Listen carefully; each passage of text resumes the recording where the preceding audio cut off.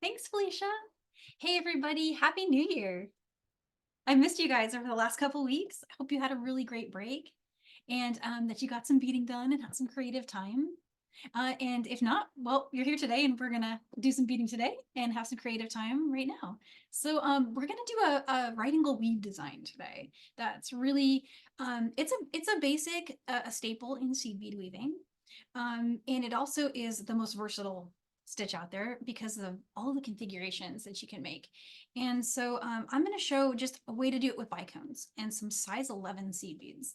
That is, it's a classic, it's beautiful, and you can do a little stripe pattern if you want.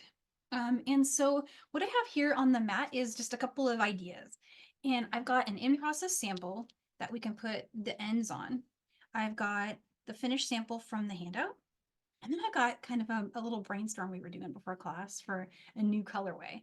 So the cool thing about this design is if you like the way it's kind of laid out like that, you can just pick 3 colors, any color you want, and then get a complementing or contrasting size 11 seed bead to go with it. So you can just build your palette and then lay them out on your mat in order of ABC. And so that's what we're going to do today. We're just going to lay them out in this order and just start stitching them up. And it'll be like just a good little refresher of right angle weave for anyone that's new to it. I'm going to go pretty slow in the beginning. And so some of the other things that you might want to have on hand if you want to finish it the way we did is I used some stainless steel findings. I used jump rings and I used a lobster claw. In the jump rings, I built a chain on both sides that we attached to the little seed beaded end that you create. And I doubled them because I thought it looked neat. And so just making a little double chain can be kind of fun. It gets it a more interest look, and then also a nice little strong connection there with your seed beaded end. And it is all stitched up on Wildfire in the size 0.006 inch with a size 10 beading needle. You can use a 12 too if you'd like, or an 11, size 11, size 12. In fact, I think actually in the handout I put size 11. So, but this is for giving like really any needle will work if you're using a 12, 11, or a 10. And what else? You'll need some scissors to cut your Wildfire. And then at the end, you're going to need some chain nose pliers just to do your jump rings with. And also we use our chain nose pliers to flatten the thread just here in the beginning. So I'm going to get my scissors ready. And grabbing a pair of pliers here. All right, so let me just clear the mat and let's get set up to start stitching. So well, there's lots of different terms people use to describe each of the segments in right angle weave. I've been calling them clusters lately because that just kind of makes sense because it kind of leaves you independent for however many you're doing. We're doing what I call an 8 bead cluster because you've got 8 beads going around. But some people just do it with 4, and some people add 6. I mean, so there's a lot you can do in a stitch like this, but the steps are the same. And then I'm doing 3 clusters per row. So there's just each of these squares is going to share one of these size 11 seed beads, and every row has 3. And it's a cool, stretchy, movable, flexible, really flowy stitch. It comes out really nice every time. So I think you'll really enjoy this one. So let's see. The first thing you'll want to figure out is which color you'd like to be your A, B, and C. And once you've got that figured out, just go ahead and put those on your mat. And I have a trick for cutting these off the card. I've been doing it a lot lately. I usually cut here at the top, and then I save it like this in case I'm not going to use them all. In this case, we're going to use them all, and I'll talk a little bit about that here. But if you were going to only use some, this saves your card so you know what color you've got on your hand, and you can come back and get that info later. So there's that. And then just grab this end and just pull. There's my C, B. Okay. Just kind of make some little piles for myself. There we go. Okay. And so for thread, you're going to want to add thread probably at least 1 time, but if you want to save yourself adding, you can always use that trick where you leave a super long tail. and then work back from a center point. I did that on some of them. I did that on this one. The only thing is you'll want to catch, it's going to flip your pattern the other way. It's not a big deal. We just want to be watching for it. But once you've got it flowing out and you can see the stripe direction, it is kind of visually intuitable to know which color to put underneath the one that you're exiting from. And you're always going to end up exiting from one of the size 11s that's hanging out on top of one of your rows. It looks like this. You'll build your first cluster and you'll build another cluster onto it that shares the first one and then a third. And each time you do that, your thread will be exiting from one of these, either on one side or the other. So here's showing putting on the next row. Looks like we ended up on the right side. And then here's the repeat. So every 3 rows, you just go back to the first one. And so if you ever get lost, you can just refer to that. The trick that I come across, like when I'm working on it, is that it flips on you. So like when you're holding your work and stitching, you might flip it like that and then read the pattern and think, oh, now I need to put BCA, but it's flipped. So just watch for that, especially in that first 3 rows, because it can trick you. But you'll see it because you'll get a pattern where one color will be just kind of like not going the same direction. And I've had to pull out a cluster or 2 here and there just because I made a mistake. So if you're watching for it, you'll catch it right in the real time. And so for how much thread to cut, it's really up to you. I said 90 to 100 inches in the PDF. If you're someone who likes to add thread, you can add. If you want to go with like 100, 120 and just leave a really long tail, work from the midpoint. But if you're going to do adding thread, just cut a comfortable length for you and leave a tail. For the clasp, you're going to need to make sure that when it's all done, you have enough to do this little closure. And so you're going to want to leave a pretty good tail, so about 15 inches or so. Just because we're going to be doing a little loop of seed beads and then making a turn and coming back through it, reinforcing it a few times, and then you need yourself weaving in length. So all of that, just think about that when you're leaving a tail. I would say like 15 inches or so. Okay, so scissors are here. Got them. And the end of your wildfire is really easy to flatten with some chain nose pliers. So just grab a set of these. These are actually some square chain nose. And you see you'll get a little kind of almost like paper thin edge on that. It's going to make it a lot easier to get through our needle.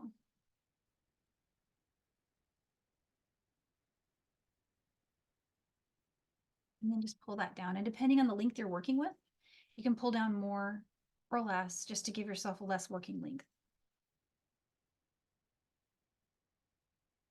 All right, so let's get my seed beads out. The way I've been laying out my mat when I'm working on these is I'll get my A, B, and C out on the mat, and then I'll just put the seed beads somewhere where I can get them easily, because you're going to need them after every color. So let's start with A. We're going to pick up one of the size 11 seed beads, and then a bicone, and we're going to do that until we have a total of 4. So I'll just keep going with those. There's 2. And here's 3. And 4. So you've got 4 of each. And again, that 15-inch tail, I'm going to leave that, or more if you're going to go back and work from your middle. And then just go ahead and go through that first size 11 that you strung. That's the one right here. And when you pull tight, you'll get your first cluster, and it looks like that. If you want to go around and reinforce it, you can. We're going to be doing a lot of that when we put the clasp on the end. So what I'm actually going to do is just kind of hold it and go through the next couple of beads. I'm leaving this tail here. It's going to be facing up this way for ready for the clasp. And then I'm going to go ahead and weave down through the next 2 beads. So I'm going to weave down through this one and through that one. and then add my next cluster. So I'm going to work my row out this way and leave my tail heading up this way for the clasp later. So if you can get through in one swoop, just get to where you're exiting from that edge there. All right, so now we're going to switch color. Start with a crystal now, because we're going to share the size 11. Remember when we built the first cluster, we picked up an 11, and then we did Bicone 11, Bicone 11. Now we're just going to go straight to the Bicone, and we'll do an 11-0, Bicone 11-0, and do that until you have a total of 4 Bicones. But don't add an extra seed bead. There's my third Bicone. Here's one more. And so I'm going to stop with 4 Bicones and only 3 seed beads, because we're going to share the seed bead from the last little cluster segment there. And you want to go through that bead heading in the opposite direction of the exiting tail, or exiting working thread, sorry. So like that. So my thread's coming out this way, and I want to bring all those beads I added through the 11-0, but heading that way. And then we'll just tighten that. And so there's A and B all done. And so from here, we want to add segment C right here. So we just need to get over there. And I'm headed this way. So I'm going to just go 1, 2, 3, and 4 through these beads. Just travel all over there.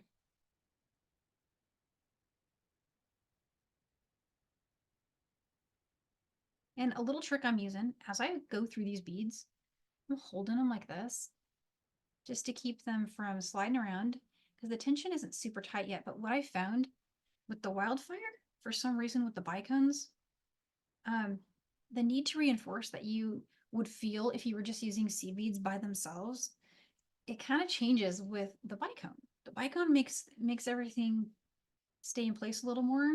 And in fact, I found when I reinforcing meaning going around again, it actually made it kind of stiff and less flowy with the Bicones. I don't know why, but these aren't reinforced unless I was weaving in or doing the connection there at the end. They're just nice and flowy, and they held their position really nicely. So, but do feel free to reinforce if you're using a thinner thread, or if you feel like it needs it, go for it.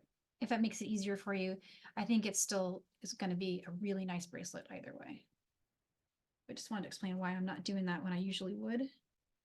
For those of you guys who've seen my other right angle weave classes, I usually go around. All right, so from where we are here, we're going to do the same thing. We're going to add a total of 4 Bicones in color C, and they're each going to be spaced with an 11-0. And again, we're going to start with that Bicone because we've already got an 11-0 seed bead waiting for us here. So there's the Bicone.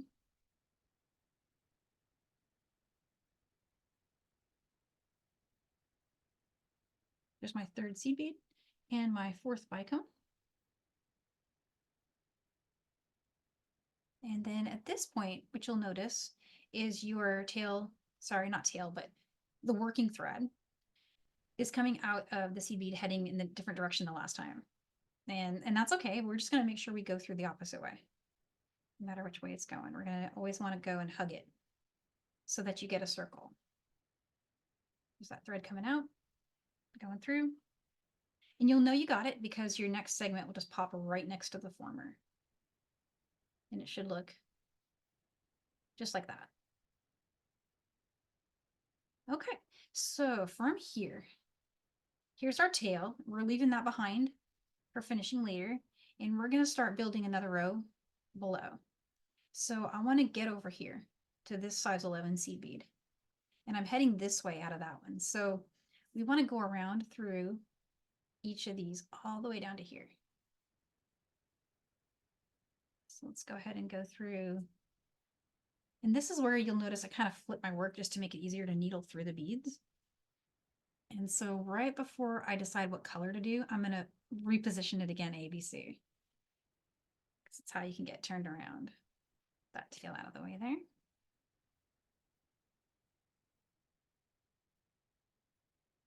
Okay, almost there.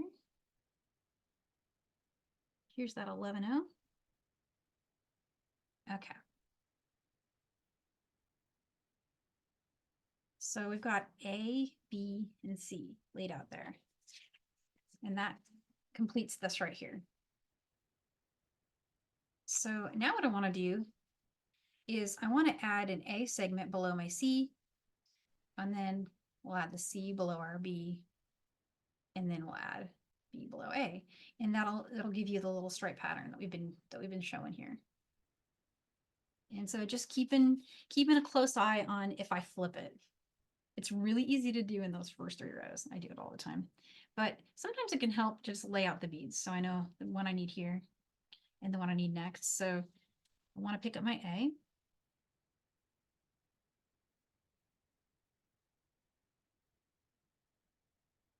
And, you know, just always double check it.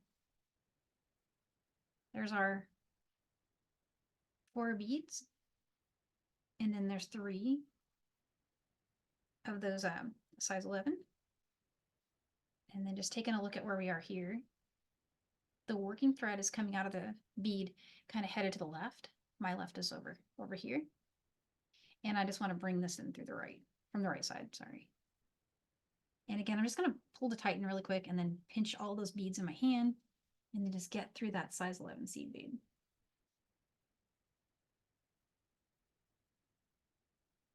I'm just holding all that in place while I pull through. And there we go. Okay, and then just taking a look at where do you want to go next. We know we want to add a set of C beads underneath that section of B. And it's gonna, in this case, it's gonna share 2 of the size 11s. So now we're gonna only be adding 4 bicones and only 2 size 11s. And we're gonna head down and get to this size 11 here on the side. So I'm gonna go through this bead and then this bead. And when I get there, I'm gonna string just 3 bicones, and they're going to be spaced by 11-0. I'm going to come through this 11-0 here, and then we'll add 1 more bicone, and that'll join everything together. And so it looks a little funny when you're going around, but it makes intuitive sense once you've seen how they're built and how each one is sharing sides with the segment around it. So there we're coming out of that side bead. And we need to be adding color C, which is our purple. So that one's here. So start with bicone, then go for your 11-0s. Bicone, 11-0, and bicone. So just these 3 here. And then we're going to go through the 11-0 that's below that middle segment.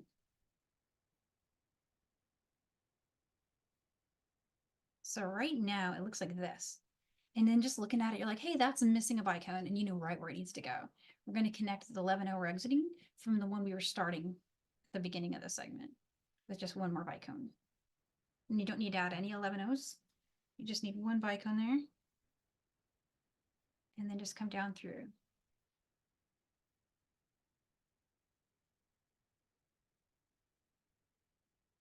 And it just pops right in place. So we're going to do the same thing again. And we're going to need to get to the same bead we were before, which is you always want to get to that little edge bead. So I'm going to aim for this one, but it's going to look a little different this time because I'm heading in a different direction. Every time we make one of these little segment adds, the circle just changes direction. And so now we're going clockwise again with our needle. And that puts us heading this way. So we're going to join the single bicone first. I'm going to need a segment B. And that, I know that because I'm looking over here at this. So I'm going to put 1 B bicone here and connect it to the C bead right there. And so if this is new to anybody, writing a weave becomes intuitive. So don't be intimidated by it now. When you sit down and start working on it, it really does click. It absolutely does, because you'll just be able to see it. Like there's a bead here and this bead here, and we're just connecting it with one bicone.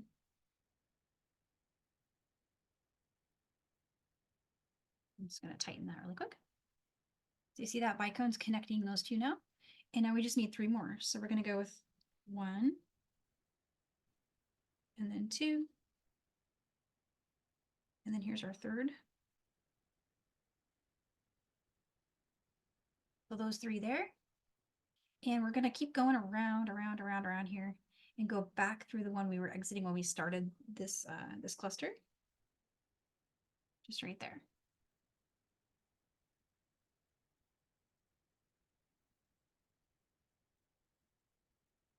And so there's those first 2 rows. Those are all set.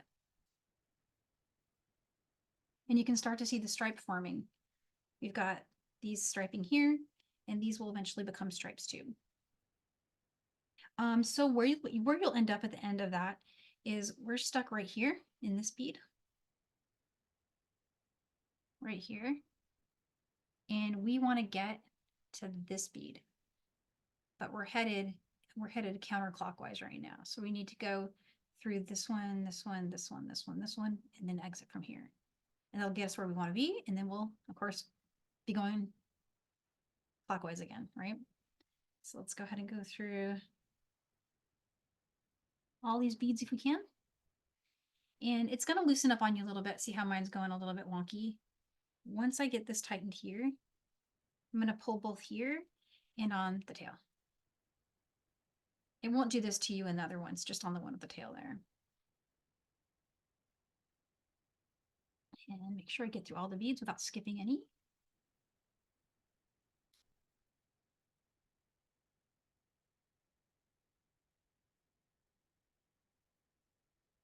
And there we go.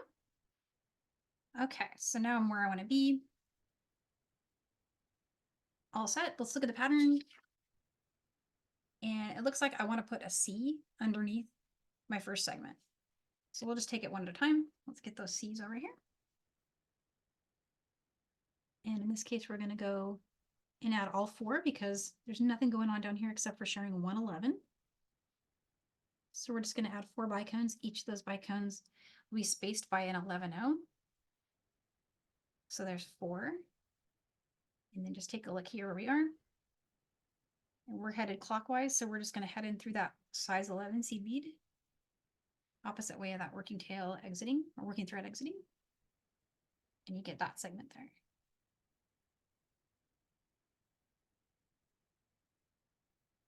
Okay, and so for this one, we just need to go through 2.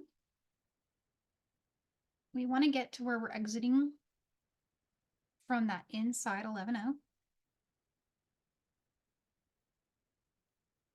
And that'll put you right there. All right, and so I need color A is my next color according to that chart. So I'm going to grab 1. Here's color 2, sorry, bead 2, bicone 2, and bicone 3. So just 3 bicones again, because what we're going to do is connect just to this one. And then we're going to have that lonely bicone that needs to join that little end. It's all the same thing we did before. It's just happening in the other direction now. So we're just coming back through this 11-0 here. And there, I feel like, you just see it. You're like, oh yeah, okay, it just needs that 1 more. So I'll pick up that bead. And we'll get through that 11-0 right there.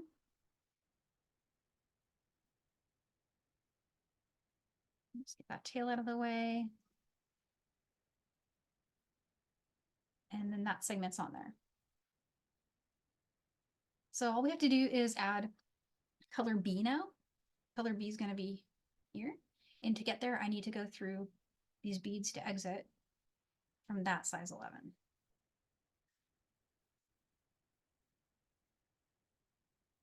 Keep going through here. Keep going through the next ones. And then that puts us right there. All right, so here we're headed in clockwise. So we need to get just 1 bicone. Get through that size 11 right here.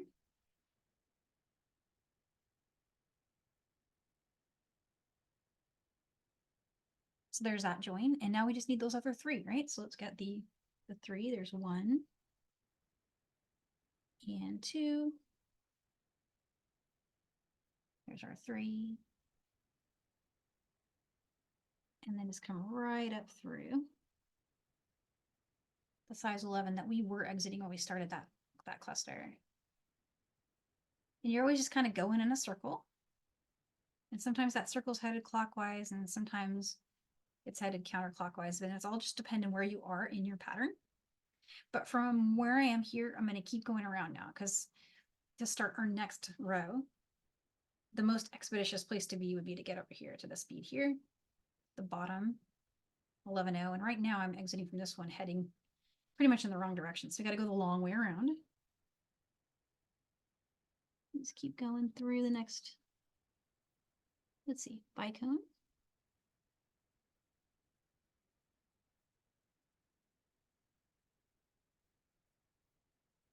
And I try to get through 2 if I can.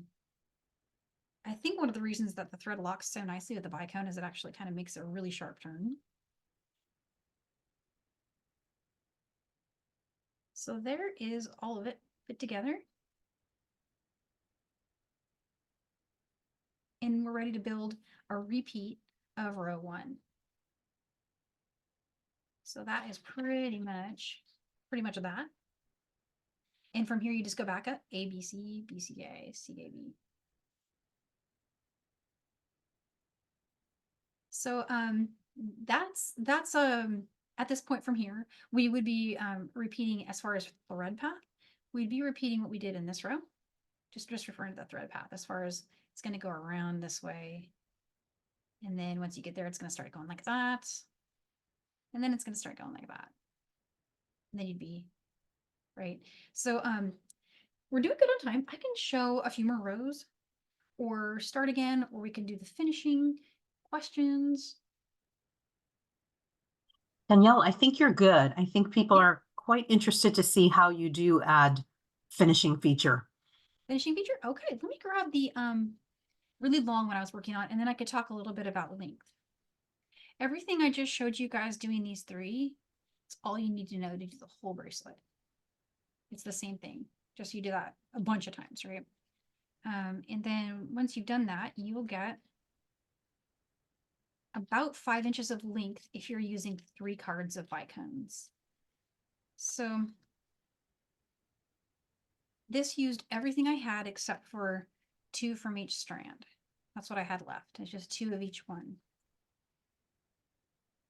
And that's using all 6, I believe it's 62 pieces from all three of your strands. And that's only going to give you this 5 inches. But with the clasp on it, we can expand that out to at least 7. And you can even add more chain to make it longer.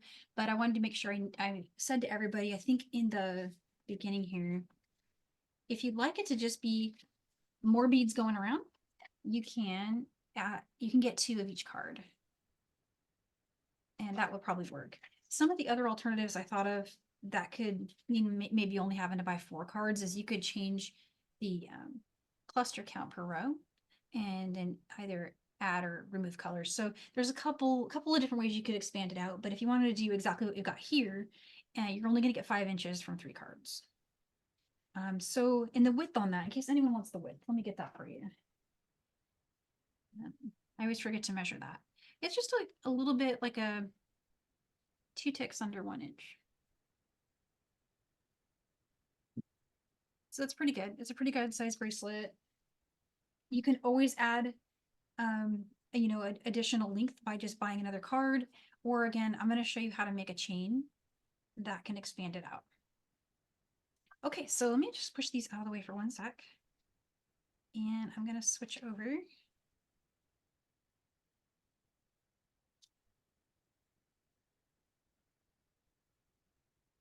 And this seems like it'll be okay to see. I can demo it here and on this one if you guys would like to see it in 2 different colors. I'm trying to think of what to start with. I was wishing I worked this one with black thread. I never think of that. I'm always matching. I did work a lot of these samples with frost because you can kind of see the thread through the bicones a little bit.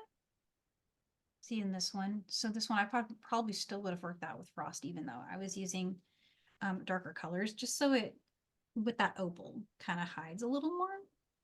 But you know, it's gonna work regardless. So and it's still look good. I'm just gonna get my needle on here. Okay, so I've got these pink seed beads here that I was using. I don't know why I grabbed this palette, but it really caught my eye. I love the pink. The pink bicones came out really good. Okay, so I'm starting with the tail side, not the working side, but they're the same on both sides. Oh, thank you. Yeah, sure. Margaret says it looks like flowers. Yeah, I thought so too. I was feeling the daisies.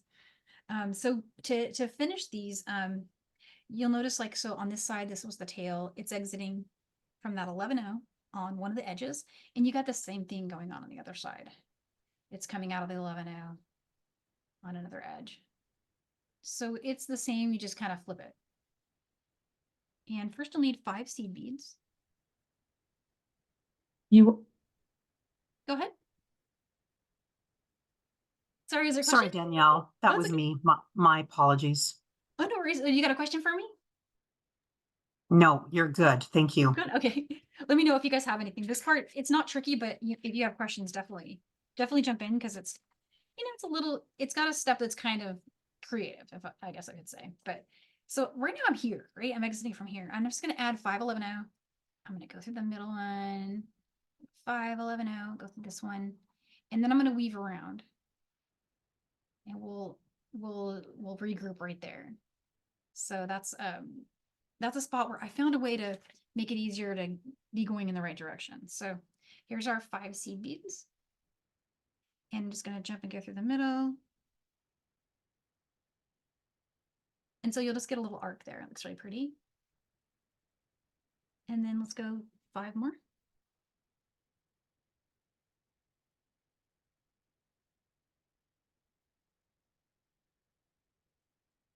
And we're going to go through the next 11-0. Just jumping from one to the next. So there's the first part. These little edges are done. And now I need to go around. And so this is kind of why I didn't reinforce the start, because it's all going to happen here with these steps. And I was worried about it being a little thick.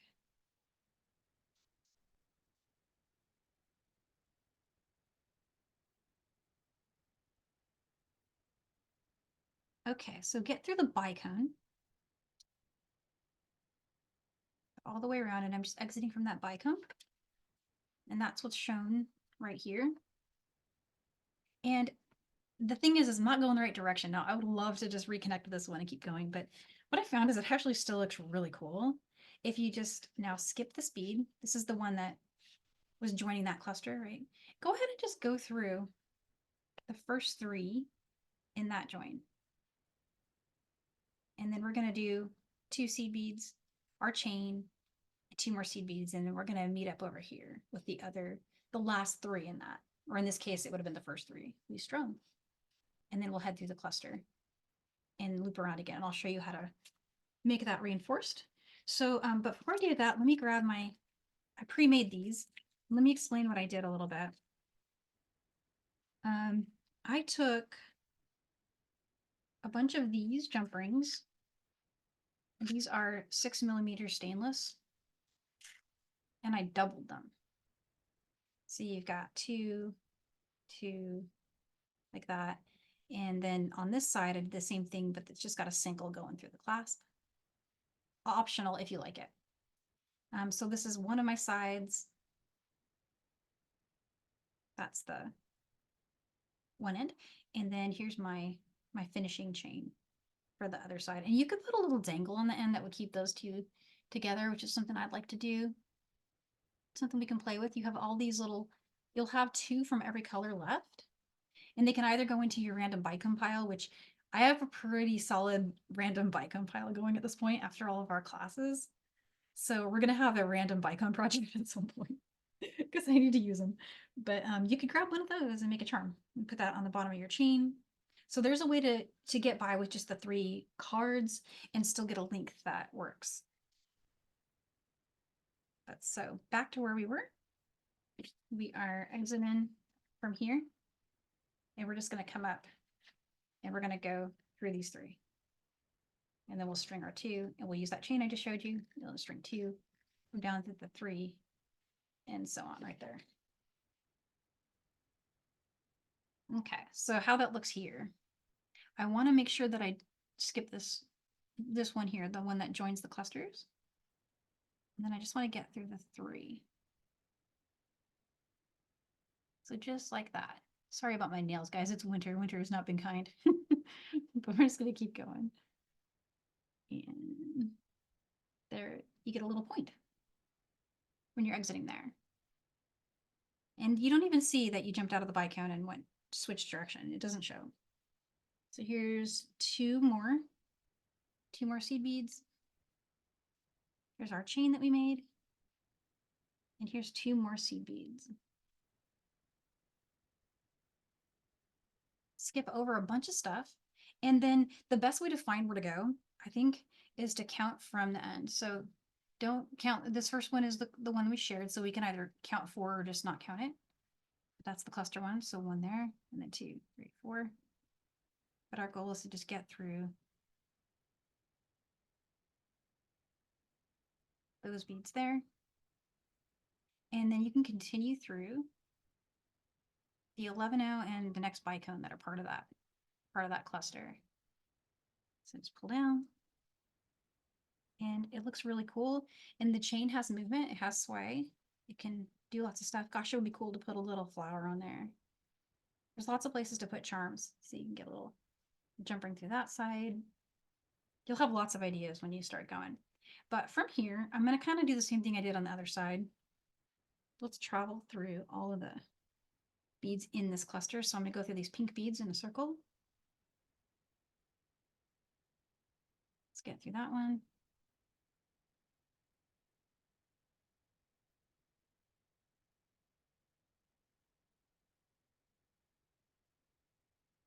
And see if I can get through. I might need to make 2 trips because it's, oh, there we go. No, I got through it. Sometimes you can't get through both beads. I got through the Bicone and the 11-0, but it was kind of tricky. If you have to go through one by one, go ahead and do that. Okay, 1 more Bicone to get through. And we're kind of where we were. Same thing that we had going on when we started on this side, but I want to reinforce everything. So to reinforce it, all you got to do is just skip this one. See this one right here? It can be a little tricky to see it, but this is the one that joins that set of 4 right there. Go ahead and skip it and just go through the ones that make the little join. Little arc, I guess we could call it. And if your tension's tight like mine, getting through it might be tricky, but kind of like bend it. It can help. And I went through all of the beads that join my chain. So I just kept going through here. I'm going to go back down through here.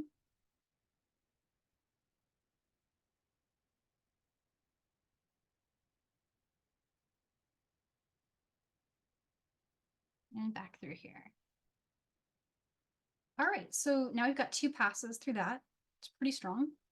If you want to make a third, all you got to do is repeat what we did before. Just come around again. And again, skipping that one that is part of the 4, right? And then just going through here. And if you want to alternatively reinforce this connection here, you can do that. It's also possible to weave directly here. So from here, you're just kind of like, sky's the limit what you want to do. If you've got time for a 4th pass, you can always do 1 more trip over here. And then from here, get yourself into the center cluster and then do a little trip up here to do 1 more trip around. That's also an option. And it is okay to unite these if you want to. So what I mean by that is if you end up at this 11-0 and you want to go through all of these in a circle, you could do that too. It doesn't really need it, but you can. It's still pretty strong because most of the weight is being distributed out this way in this case. And this is more just a stabilizer, just kind of keeping that chain in the middle. but lots of options there.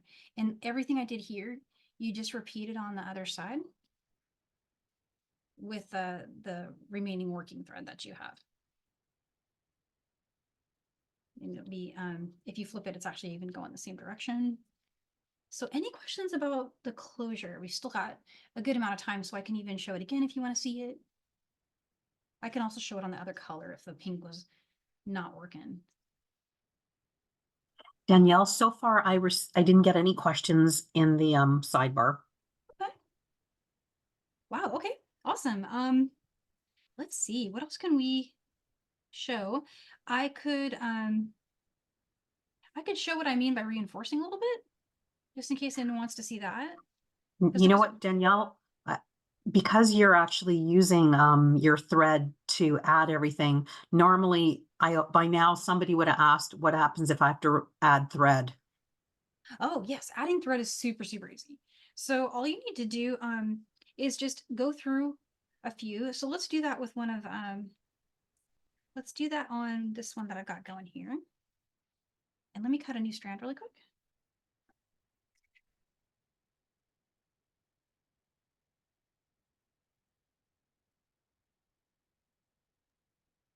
Danielle, while you're cutting, curious minds would like to know what you would charge for such a bracelet. Yeah, so I have a pricing worksheet, guys, if you want to see it. It was posted in our Facebook group. And I actually enter all my costs and some information about where I'm selling and what platform I'm using. Because that question is, it's easier to answer if you have a really good estimate of your selling cost, and it's different for everybody. If I had to ballpark it just right out the gate, just based on the cost of the Bicones, I would say you'd want to go 60, maybe 70. I mean, if you saw this hanging in a department store, you'd probably pay 125 for it.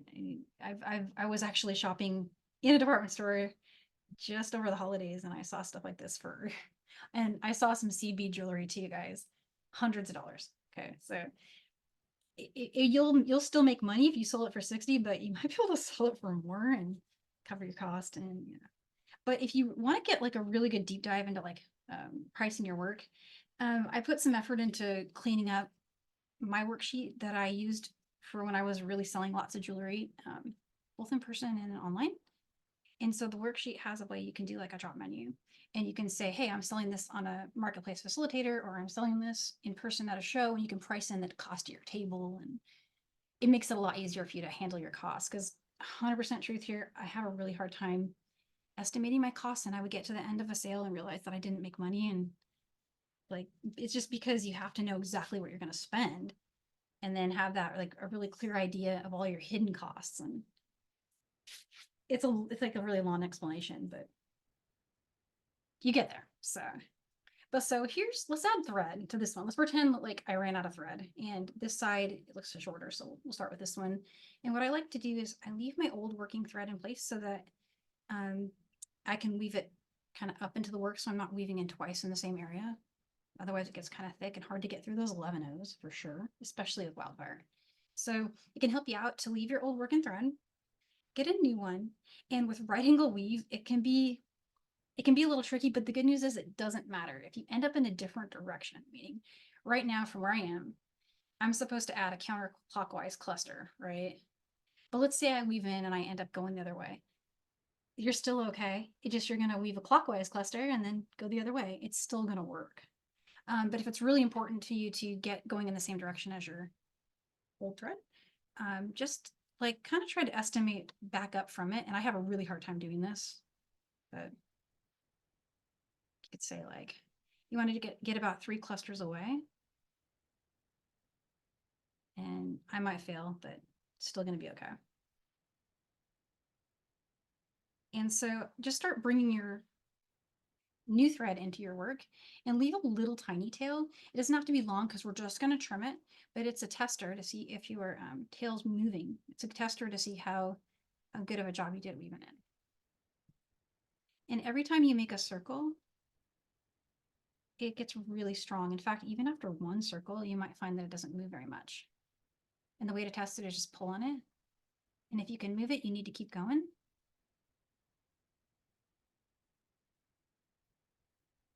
And I'm going to cross it right here. So there's just one trip through one cluster. There's the tail here. And let's pull and see if it still moves. It doesn't. I'm really pulling hard. Look. It's not moving at all. So now I'm just going to go where I want to go. And in fact, if I wanted to, I could just come up through this 11-0 and start stitching. If you had a pattern going where it helped you in some way to get over here, on ours, you don't have to worry, because if you can just flip it over and it'll match what we got here in the handout. Just turn it one side versus the other. But let's try to get over here.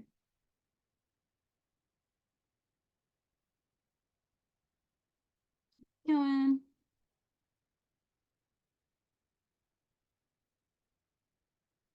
Okay. So now I'm right where my old working thread was. This isn't going anywhere, so I can just trim that and get rid of it. Let's trim that as close as I can. Okay. And so what I would do from here is build an entire new set of rows, build them off here. And then I would kind of just set that aside, and then I'd put a needle back on here and weave it up into that new row and then just trim it. And now you've got a brand new strand going that you can work with. And you could just indefinitely do that to get any length that you need. And we've still got lots Danielle, of that was perfect. Yeah. One quick thing. You worked with all 4mm today, correct? Yeah, only 4mm. Okay, somewhere on the listing, one actually said 6mm, but this class and this project was done with all 4mm. I think it was on the online listing, Danielle. Oh, okay. So it I means I just want entered to one of come. these. Oh, Yeah, one of these might have come in as a 6mm I got a online. 6mm jumper in here. Okay, well, now it probably, once we have class, it goes away. But, Yeah, I know. I just want to confirm with everybody that everything you used today was 4mm. Clarissa pointed out it was in the purchasing list. oh, okay. That means that I did something wrong here, though, possibly, right? Let me Yeah, just double that's check. what I said. That's on us. Something might have gone in wrong, but everyone knows they caught that, so that's awesome. I wanted to let you know, Sidebar is full of gratitude for this great class today, and as always, your great instructions. You have about 10 minutes, and we do have one or two new people. They're intrigued by your idea of a dangle. Yeah, Do you have enough available that you could show a quick dangle? I do. I'm wondering if I have any. I have head I don't know pens if you have any available. head pens. I do have some.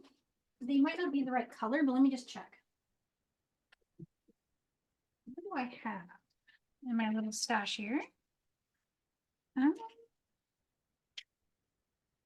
Sometimes I have things hiding. I know. But I've got this I can show with this one. Yep. So and you can use anything. You can use wire. You can use head pin, eye pin, and shown here is an eye pin and a head pin.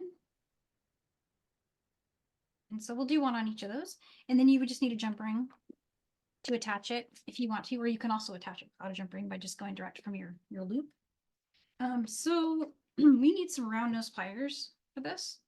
And these are pliers where they're completely round, like that, right? And if you get like a plier kit, it'll be one of the tools in there. And then you'll need some chain nose. You'll need some flush cutters. A flush cutter is something that has like a flat side like that. And then the top's a little indented and it cuts wire really nicely. And this one looks like it's got lint on it. There we go. Okay. And then what else do I need? I actually use a couple chain nose. It's optional, but I have my pointy chain nose on my square. It's just my jump ring thing. Another tool you might see if you purchased a pliers kit is you might see a bent nose. This is another one that's great for jump rings. And it also has a nice fine tip, so you can, so no matter what brand of set you have, like for example, here's my bead landing set. These are the bent nose that came with that. And so this one, it's the same tool as that one. And round nose pliers. Let me find those for you guys. There's another set around nose. Looks like that. So anything like that, here's chain nose, flush cutter. So that's what you're looking for. Find those and get them ready. Get either a head pin or an eye pin. Grab a crystal. And then just slide your crystal on there like that. And what I like to do when I'm working with something small, like a 4mm Bicone, just really tiny, it's hard to do this next step without the assistance of a plier. Get the pointiest point of your round nose at the very top. So just at the very tip right there. And then just bend it forward. So you get that. And then we're going to trim it so that the length here is about 1/4 inch, roughly. 1/4 inch is what you need to get a loop like that. And it doesn't have to be perfect. You can just eyeball it. I kind of use my fingernail sometimes, or I just kind of take a guess what's about 4 inches. With some beads, the bead can help you because, like, for example, an 8mm bead, you'd cut at the equator. But with small beads like this, it's kind of hard. And then you just want to get so I've trimmed that, right?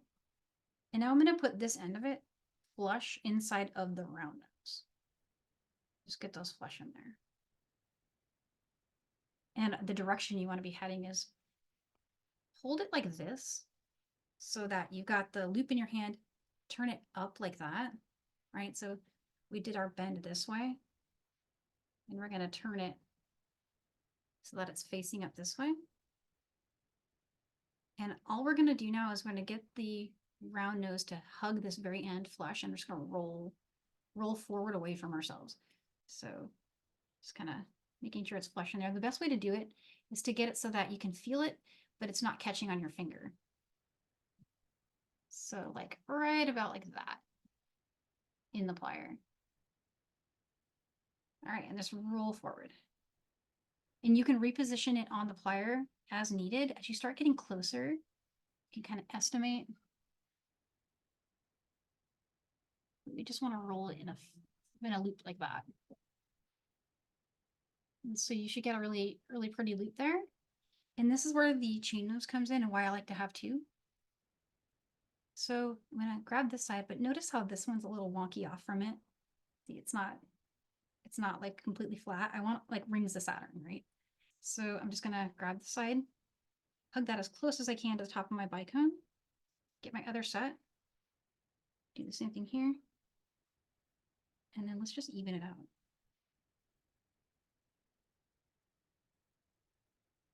And then there's your dangle. And you can do this with a head pin and you won't have a loop at the bottom.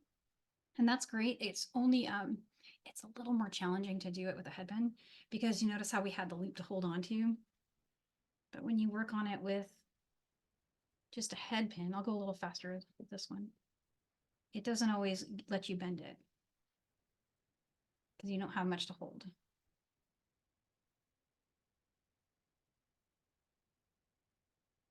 And sometimes the head pins have, because of the way they're soldered, really fine beads may not make it to the bottom, and that's what's happening to me in this case. So I would want to maybe see if there's a better one, or there we go. Some of the beads just have a little different hole diameter. That one made it. Okay. Again, just using the very, very, very tip. Bend forward. And we just want to trim that to about 1/4 inch. You can use your nail as a measures if you have like about 1/4 inch. Or measure your nail, see about how long it is. Built-in measurement tool, or just get a tape measure. There's that flush cutter. Again, I'm positioning it like that away from myself. Let's just roll forward.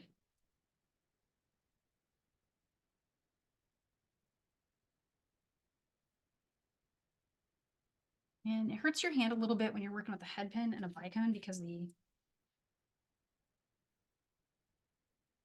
Bicone's a little sharp and it's the only thing you have to hold on to, right? So it's gonna be a little indent there, but there's another little dangle. And so that's kind of in a nutshell how to do it. Then you have a choice. Like if you want, you could just go direct onto whatever you're connecting to, or you can add a jump ring and link it. So it's a jump ring there. And let me show why I like these. Okay, so I'll get my square chain nose, right? Find the seam on your jump ring. And this is how I did the chain too. So you see how jump rings always have like a little seam on them? They're often open like that. And take your bent nose, and then you want to open them just like in this like lateral motion like that. So it preserves that circle. You're not losing that round. Let's get our dangle on there. And you can either put it right on the corner, maybe in the seed beads, or what I really want to do is I would like to join, let's go find my other one that I was working. On this one, I had two loose, like that. I want to join that to bring those together. So I put those two on, close it up.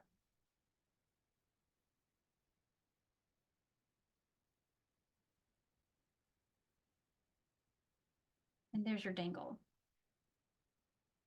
So lots of what you Danielle, can do. thank you. Thanks. Thank you for showing that, because I think that will be for a lot of people the difference between a regular bracelet and the really special one that you're selling in a booth. You always make us learn how to, finish everything so it looks professional. So I really appreciate you taking the time to do that today. Oh, thanks. Yeah, anytime.